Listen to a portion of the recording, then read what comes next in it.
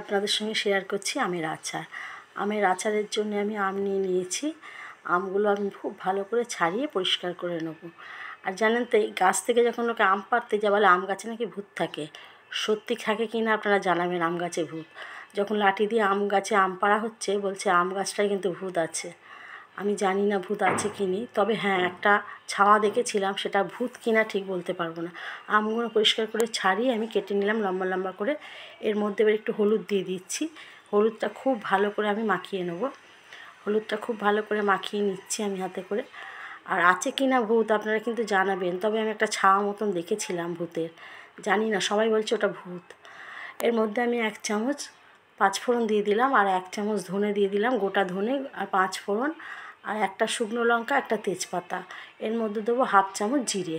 দিয়ে আমি শুকনো খোলায় খুব ভালো করে একটু নেড়ে ভেজে নেবো। ভাজার গন্ধটা উঠবে যখন, তখন আমি নামিয়ে ঠান্ডা করে এটা গুঁড়িয়ে নেবো। খুব সামান্য একটু জল দিলাম যাতে গুড়টা না পুড়ে যায়। এখানে আমি আখের গুড় দিয়ে দিলাম। গুড়টা যাতে পুড়ে না যায়, কড়াটা খুব গরম হয়ে গেছিলো, সেই জন্য একটু দিলাম। জাল হয়ে এসছে গুড়টা। এর মধ্যে আমি এবার দেবো চিনি।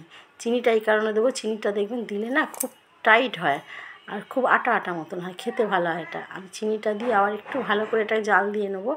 যখন এটা খুব ভালো করে জাল হয়ে যাবে, তখন এর মধ্যে আমি আমটা ঢেলে দেবো। আর হ্যাঁ, ভূতের গল্পটা বলতে বলতে আমি চলে গেলাম। এটা কিন্তু সত্যি গল্প না, এটা দেখেছিলাম ভূত। তবে এটা আম গাছে অনেকে বলছে, কিন্তু আমি শুনিনি আম গাছে ভূত, কিন্তু অনেকেই বলছে আম গাছেও ভূত থাকে।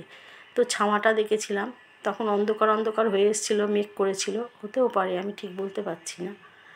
খুব ভালো করে নাড়াচাড়া করে খুব সামান্য একটু নুন দিয়ে দিলাম। বেশি নুন দিলে এটা জল ছেড়ে দেবে, ওই জন্য আচারটা বেশি দিন থাকবে না। তাহলে যদি এটা এখন রোদে দেওয়া যাবে না, এটা আমি একটা বাটি করে আমি ফ্রিজে রেখে দেবো করে। এইভাবে করে আমি এবার দেবো ভাজা মশলাটা, আমি ছড়িয়ে দেবো এর ওপর দিয়ে একটু খুব ভালো করে ফুটিয়ে নেবো। এটা ছড়িয়ে দিলাম, এবার খুব ভালো করে এটাকে ফুটিয়ে নেবো। এটা করতে খুব একটা বেশি টাইম লাগে না, কিন্তু খেতে দুর্দান্ত হয়। কেনা আচারের থেকে কোনো দিক দিয়ে কম নেই। প্রায় হয়ে এসছে, এবার একটু ঢাকা দিয়ে রাখবো, দিয়ে আমি সার্ভ করে দেবো। হয়ে গেছে আমার আমের আচার। বলবেন কেমন হলো আচারটা।